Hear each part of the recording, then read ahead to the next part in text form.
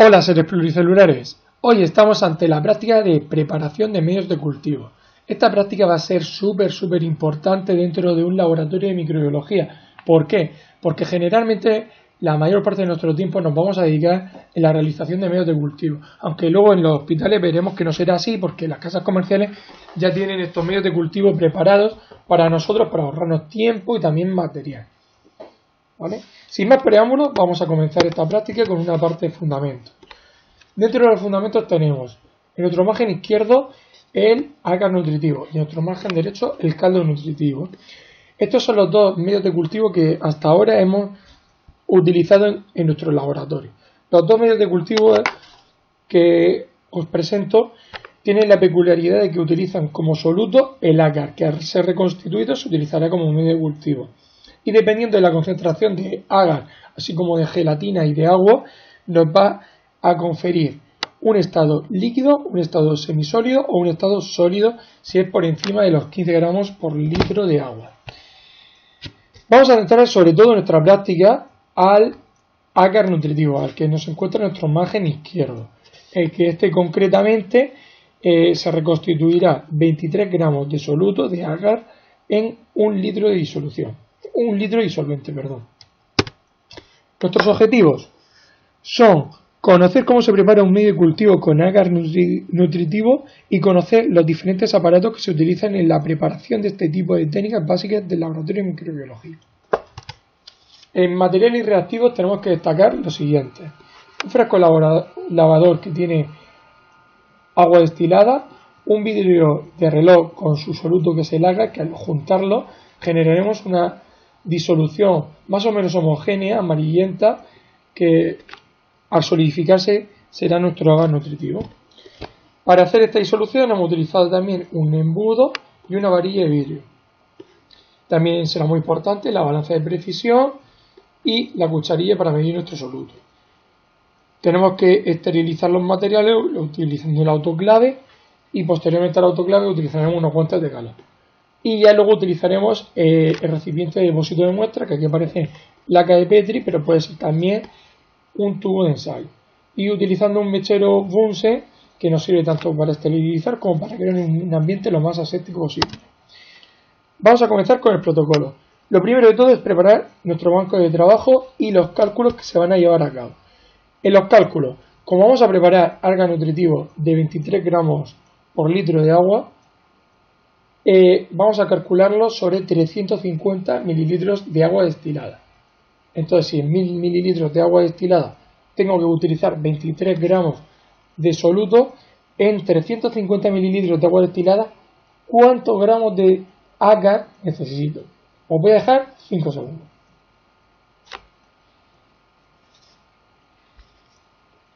Bueno, pues tras haber hecho la regla de 3, nos da un resultado de 8,05 gramos de agar nutritivo serán requeridos. Una vez que se sabe qué cantidad de agar necesitamos, lo llevaremos a la balanza de precisión, donde lo pesaremos y también mediremos el volumen de disolvente con material volumétrico, en este caso una probeta. Luego mezclamos el soluto y el disolvente dentro ya de nuestro frasco de vidrio, gracias a un embudo y gracias a una varilla que nos ayudará a agitar. Y como esta disolución es muy costosa de que se homogeneice, vamos a darle un punto de ebullición a la disolución para facilitar mediante calor que se homogeneice.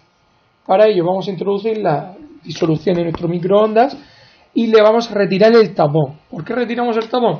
Porque puede generar ahí un peligro de que explosione, que se rompa el frasco o que salga por encima que salga fuera el contenido del frasco.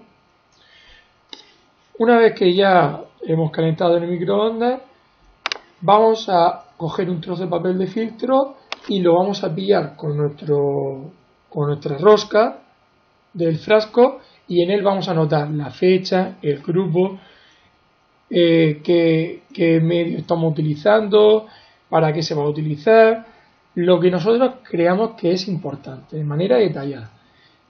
¿Y con qué lo vamos a rotular? Pues no lo vamos a rotular ni con boli ni con un rotulador, aunque sea permanente. ¿Por qué? Porque con el calor húmedo del autoclave suele difuminarse y emborronarse lo que es la tinta. Por ello, parece ser que resiste mucho mejor el lápiz. Luego vamos a llevar al autoclave nuestras muestras, que las meteremos dentro de la cestilla de acero. Y el tema del autoclave me parece un paso tan importante y tan extenso que lo voy a llevar a cabo en otro protocolo aparte para que no se os olvide para cualquier tipo de material que utilicéis. Una vez que hayamos esterilizado todo el autoclave, sacaremos nuestros materiales y los dejaremos enfriar. Única cosa que quiero comentar del autoclave, que el programa que más vamos a utilizar va a ser a 121 grados durante 15 a 20 minutos y a una atmósfera de presión. ¿Vale? Luego vamos a preparar los medios de cultivo. En este caso lo vamos a hacer en placas de Petri. Recordad que os he comentado antes que también se puede hacer en tubos de ensayo. Para ello os voy a dejar este vídeo que de manera muy descriptiva y detallada vais a poder ver cómo se echa el agar nutritivo en una placa de Petri. Como me estáis viendo, lo primero que hago es ponerme un guante de calor porque el frasco de vidrio aún quema, ¿vale? Y acerco lo primero de todo la boquilla a la llama del mechero Bunsen. Abro muy poquito la tapadera de la placa de Petri y vierto la suficiente cantidad de agar nutritivo hasta llegar más o menos a la mitad de la placa de Petri. Esto se hace un poco abajo. Y por último le paso otra vez la boquilla. Si habéis dado cuenta, el tapón del frasco lo he dejado encima del papel de vidrio y boca arriba. Si no tenemos un guante de calor, podríamos utilizar este invento, que es utilizar un trozo de papel de filtro bastante doblado, en el que lo utilizaremos a modo de asa. Luego dejaremos que repose el agar nutritivo en la placa de Petri, solidificando, y una vez que ha solidificado se invertirá la placa de Petri.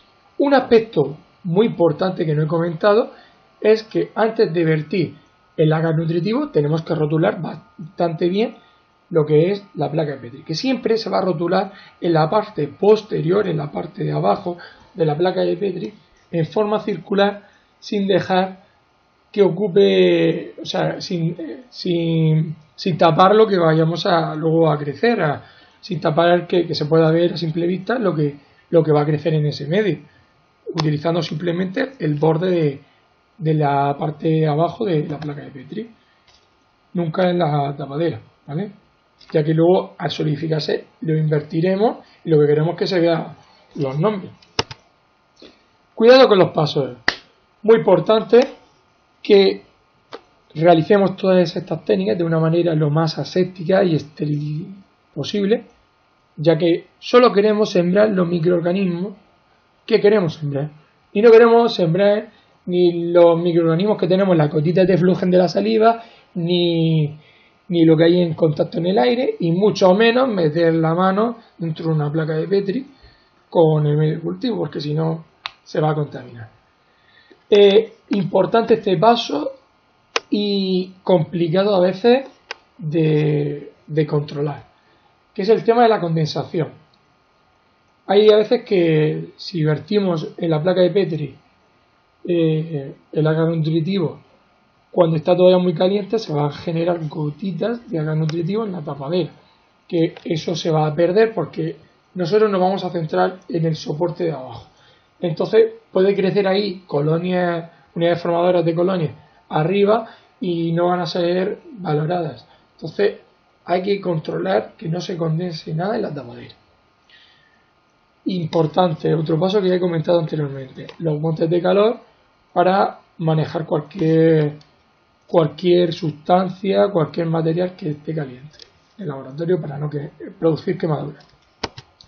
Los resultados son que una vez que hemos vertido tanto en el tubo de ensayo como en las placas de Petri, debemos de dejar solidificar nuestro medio de cultivo. Las placas de Petri, cuando una vez que ha solidificado, las invertimos.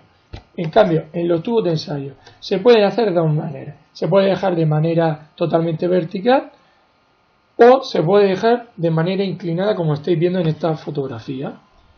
en el que así aumentaremos la superficie de contacto del medio de cultivo para facilitar y aumentar lo que es nuestra siembra en un tubo de ensayo.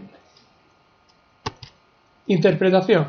Me ha gustado valorar estos dos aspectos, porque yo hasta el día de hoy, para realizar las disoluciones, lo que utilizábamos era comúnmente el material zaforado y no utilizábamos probetes, porque siempre llevábamos hasta el volumen de la disolución, pero no valorábamos realmente el volumen del disolvente. Entonces, si queremos valorar el volumen de disolvente, hay que utilizar material volumétrico como es la probeta.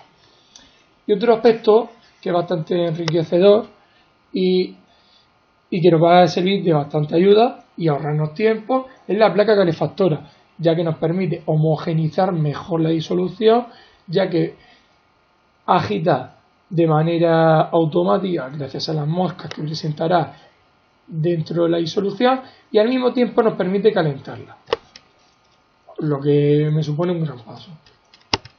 Antes de despedirme me gustaría comentaros que, si habéis dado cuenta, os estoy diciendo todo el rato seres pluricelulares. Y yo creo que vosotros os estáis pensando que os llamo así porque como tenéis algún millón que otro de células en vuestro organismo, pues diréis, pues nada, pues este no se calienta la cabeza y pluricelulares y arreando.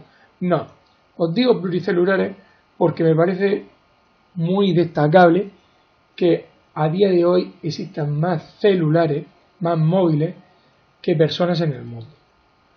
Y con esto me despido, chicos. Nos vemos en el siguiente video. Un abrazo.